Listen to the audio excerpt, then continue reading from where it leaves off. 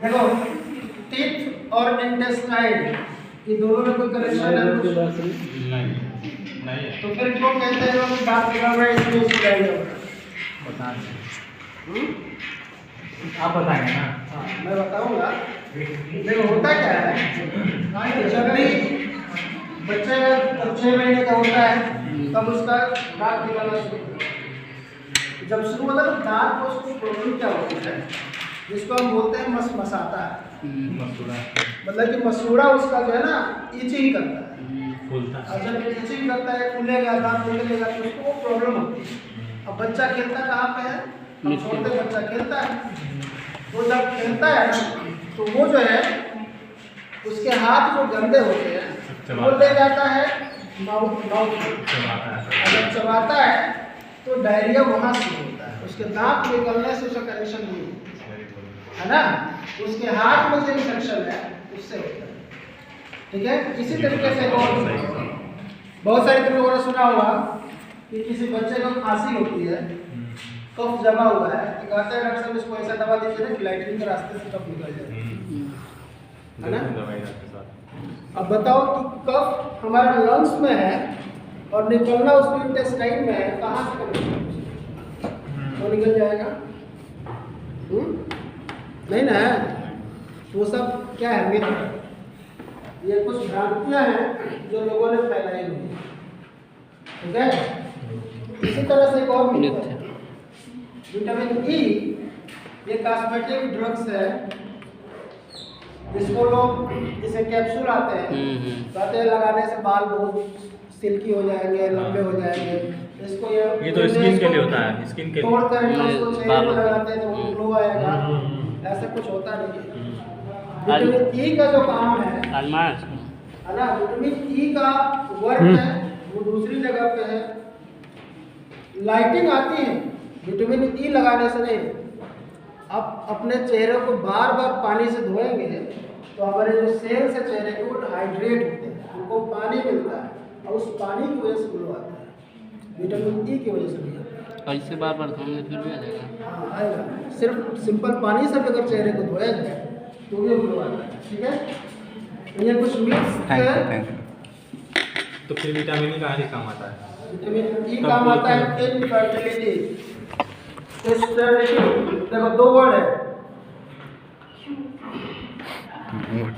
Sterility और infertility.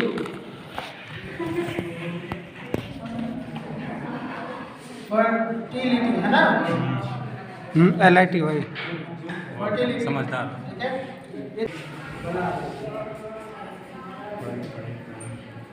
मौसम में ही एक डिजीज है, एक्यूट डायरियल डिजीज या डायरियल इन्फेक्शन।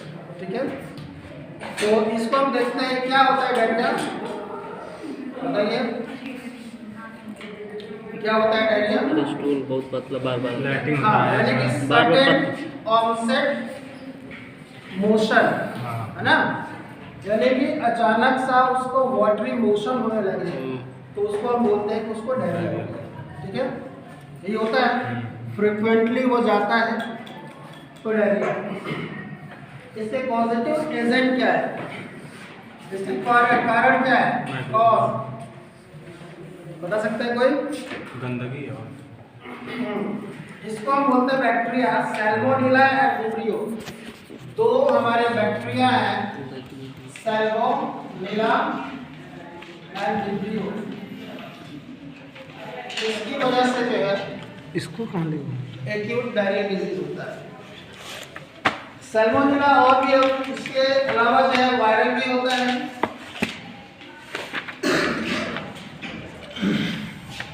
एप्लीकेशन इसमें सैल्मोनेला एक और जगह पे काम करता है, एक और रोग फैलाता है, इसी से कुछ नाम रिलेटेड है, क्या है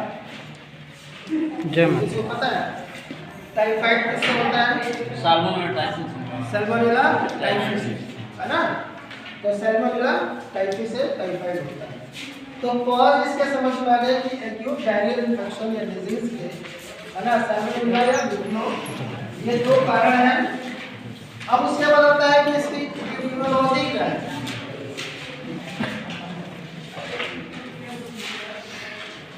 एपिडेमियोलॉजी में हम क्या पढ़ेंगे?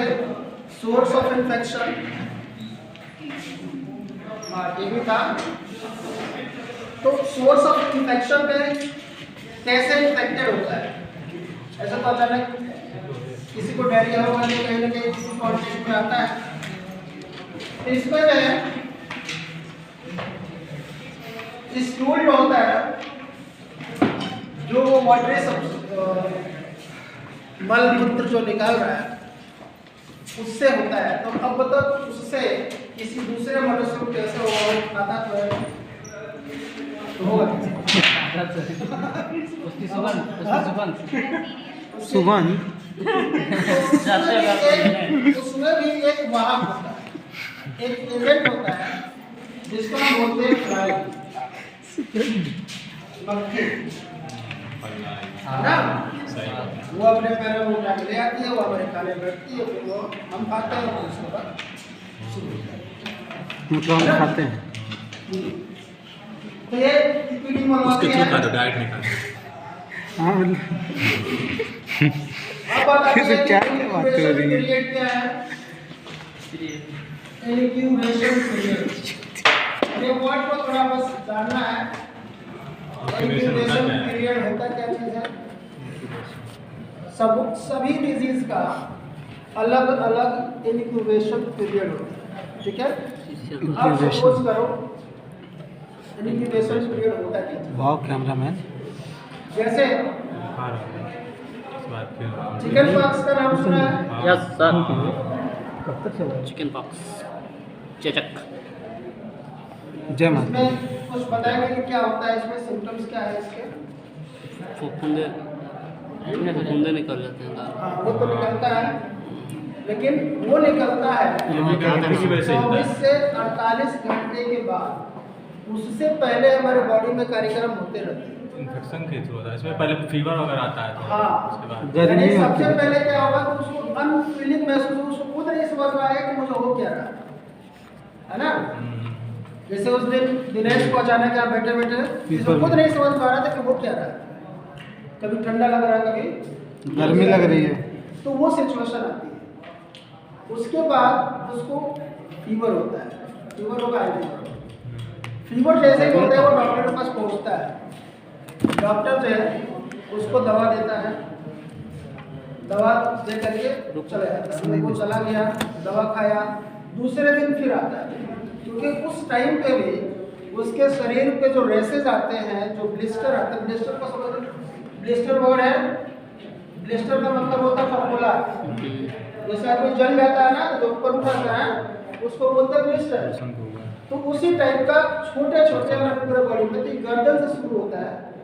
तो फीवर आया है, अभी तक नहीं हुआ, एक आध उसको उसके बॉडी पे हो सकते हैं, लेकिन उसको खुद नहीं पता चलता है। फिर जब दवा लेके गया फिर दोबारा आया तो तब क्लियर होता है कि इसको जो है क्या है, चिकन पॉक्स। चिकन पॉक्स है। तब उसके बाद फिर ट्रीटमेंट होता है। चिकन तो चिकन पॉक्स का ट्रीटमेंट नहीं होता है।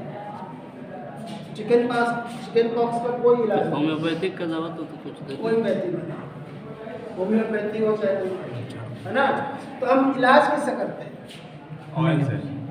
इलाज हम करते हैं नीम सिर्फ के- उसके सिम्टम्स को, उसके सिम्टम्स का इलाज होता है। सिम्टम्स मतलब समझ रहे हैं? जो उसके कॉम्प्लिकेशन, जिसकी वजह से वो हुआ है।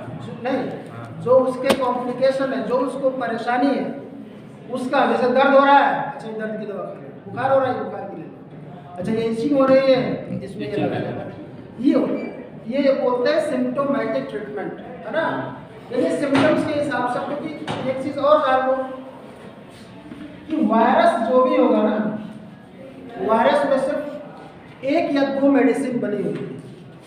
एसिक्लोविर, ये तुम लोगों ने कोविड में बहुत सुना होगा, एंटीवायरल, है ना?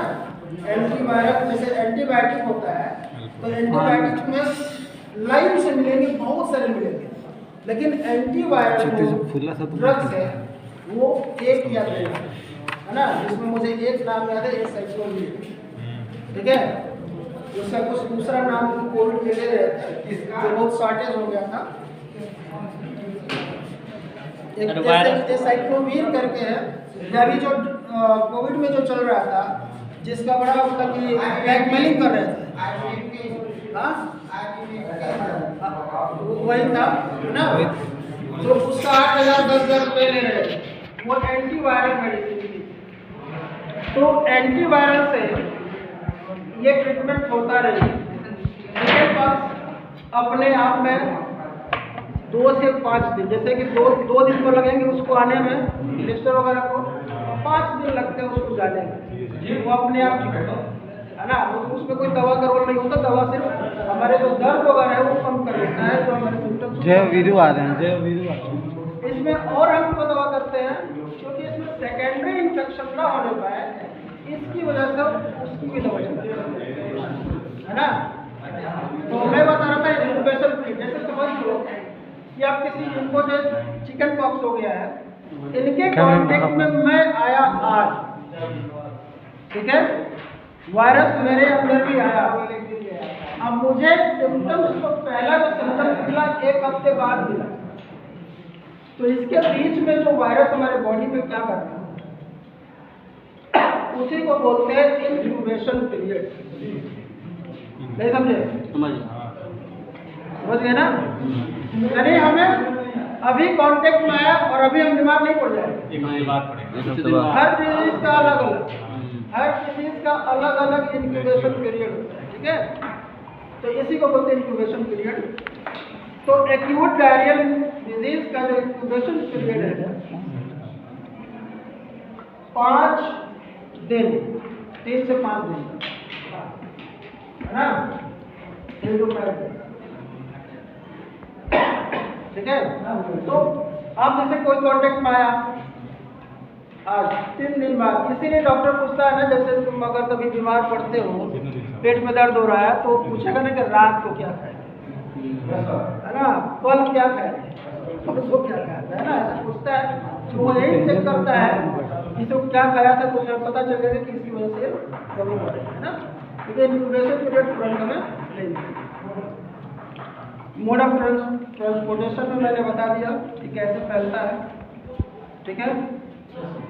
उसके बाद अब इसमें फार्मासिस्ट का क्या रोल है, सब लोग पढ़ लेना, तुम लोग जानते ही।